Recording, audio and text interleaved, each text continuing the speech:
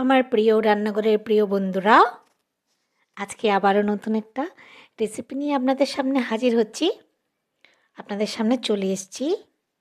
তো দেখুন, এটা গরমকালের জন্য একটু একটু গরম পড়তে চলেছে। গরমকালে এটা খেতে ভীষণ ভালো লাগে, বিশেষ করে দুপুরবেলা। তো দেখতে থাকুন আর মজা লুটুন আমার কাছের এবং দূরের বন্ধুদের জন্য আজকে আমার এই রেসিপি। তো দেখুন, আমি বাজার থেকে দুটো আম কিনে নিয়ে এসেছি। এখন তো আম সে 12 মাসে আমই পাওয়া যায়। তো দুটো 12 মাসে আম নিয়ে এসেছি, প্রায় কত 150 টাকা করে কিলো। আমি দুটোই ভাবলাম হয়ে যাবে। তো দেখুন, ছাড়িয়ে নিচ্ছি। ছাড়িয়ে নিয়ে এরকম করে আমি পাতলা পাতলা করে কেটে নেব। ভেতরে আটিটা কিন্তু ফেলে দেব। আটিটা আমি ফেলে দিচ্ছি। তো এটাকে আমি জল দিয়ে ভিজিয়ে রাখবো। জল দিয়ে ভিজিয়ে রাখলে যে মানে কষটা ভাবটা থাকে না, সেটা অনেকটা বেরিয়ে যাবে।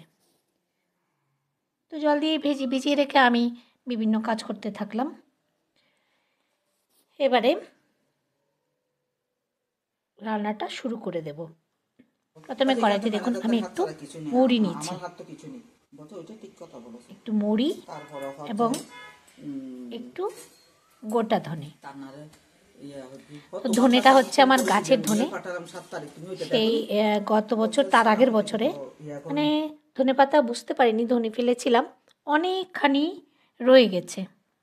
তো আমি ওগুলো কী করেছিলাম, যখন মানে হয়ে গেছে, শুকিয়ে গেছে, ওগুলো এনে আমি ছাদে রেখে দিয়েছিলাম। তো ছাদ থেকে এবার ছাড়িয়ে নিয়ে আমি একটুখানি হালকা ভেজে ওটা রেখে দিয়েছিলাম। এখনও অবধি ভালো আছে এটা। তো দেখুন, ধনেটাও দিয়ে ওটা আমি ভেজে তুলে নিয়েছি। এবারে একটু সামান্য 1 চামচ, চা চামচে 1 চামচ তেল দিয়ে তার মধ্যে আমি একটু কালো জিরে দিয়ে দিচ্ছি। কালো জিরে না, সরি, সর্ষে দিয়ে এবার আমটা জল থেকে তুলে দিয়ে দিচ্ছি। এটা ভাববেন না আমি জলে ভিজিয়েছিলাম, সেই জলের মধ্যে নিয়েছি, আবারও জলটা ফেলে দিয়ে আবার একটু জল দিয়ে রেখেছিলাম, সেখান থেকে তুলে দিয়ে দিচ্ছি। এবার এটা পাতলা তো বেশিক্ষণ সিদ্ধ খাবে না, তো আমি একটু সামান্য হলুদ দিয়ে দিলাম আর স্বাদ মতো নুন দিয়ে দিলাম। দিয়ে এবার আমি সেই ধনে আর মৌরিটা গুঁড়ো করে নেব। আর এটা এদিকে একটুখানি নেড়ে চেড়ে দিয়ে সামান্য কষে নিয়েছি। দেখুন অনেকটা সেদ্ধ হয়েছে। এবারে দেখুন, এটা হচ্ছে আমার মায়ের হাতের শেষ স্মৃতি। তো এটা আমসত্ত্ব আমার মা বানিয়ে নাতিদের জন্য পাঠাতো। তো এটা আমি ছোট ছোট টুকরো করে ফ্রিজে রেখে দিয়েছি। আশা করি আমি আরও কয়েক বছর রাখবো এটা। এটা খারাপ হবে না। এটা ছোট টুকরো করে রেখে দিয়েছি ফ্রিজে, অনেক দিন ভালো থাকবে। তো ওখান থেকে আমি একটা পিস তুলে ছোট ছোট করে কেটে নেব। এবার দেখেছেন এখানে ওটা সেদ্ধ হয়ে গেছে, আমি জল দিয়ে দিয়েছি আর আমসত্ত্বটা ছোট ছোট টুকরো করে করে কেটে কেটে দিয়ে দিয়েছি। এটা এমনিতেই দিলাম একটুখানি, না দিলেও চলতো। এবার একটা লঙ্কা, মানে কথা বলতে বলতে ভুলে গিয়েছিলাম যে একটু লঙ্কা দেব। তো আমি লঙ্কাটা কী করলাম, নিয়ে এখানে আগুনে পুড়িয়েই দিয়ে দিচ্ছি। তো এমনিতে মঙ্গলবারে নাকি কিছু পোড়া খাওয়া ভালো, শনি মঙ্গলবারে, তাই ভাবলাম আমি একটু পুড়েই দিয়ে দিই। যাই হোক, দুটো কাজেই হয়ে যাবে। হয়ে গেছে। চিনিটাও স্বাদ মতো দিয়ে দেবো, না দিয়ে দিয়েছি, দেখতে পাইনি, দিয়ে দিয়েছি মনে হয়। যাই হোক, এটা আমটা কিন্তু খুব একটা বেশি টক ছিল না। এবারে যেই মশলাটা আমি গুঁড়ো করে নিয়েছিলাম সেটা দিয়ে দিয়েছি।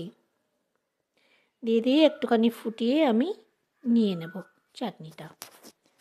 তো মিষ্টি বা টক যে যেমন খাবেন সেভাবেই দেবেন, সেভাবেই মানে মিষ্টি আর টক রেখে খাবেন। দেখুন এবার হয়ে গেছে, আমি নামিয়ে নেব বাটিতে। আর এটা যেরকম ঘনত্ব হয়েছে, এটা ঠান্ডা হলে আরও একটু ঘন হয়ে যাবে। তো এটা ফ্রিজে কিন্তু কয়েকদিন খাওয়ার জন্য আমি করে রাখি, মানে কয়েকদিন চলে যায়। এগুলো তো আর বেশি করে খাওয়া যায় না, একটুখানি খাওয়া যায় চাটনি, ওই জন্য একটুখানি করে আজকে কিন্তু অল্প করেছি। অন্যান্য সময় একদম বড় একটা মানে প্রেশার কুকারে দিয়ে করে ফেলি তখন। এই দেখুন ঘনত্বটা কেমন হয়েছে, গলে গিয়ে আমটা। তো এটা ঠান্ডা হলে পরে ফ্রিজে রাখলে আরও ঘন হয়ে যাবে। তো আমি একটু সামান্য একটু টক মিষ্টি করি, যাতে খেতে ভালো লাগে এবং শরীরের জন্য ভালো হয়। আর চাটনি মানে একটু টক মিষ্টি ঝাল না হলে ভালো লাগে না। তো বন্ধুরা, ভিডিওটি কেমন লাগলো অবশ্যই জানাবেন আমাকে, আর একটা লাইক করে দেবেন প্লিজ। এতক্ষণ সাথে থাকা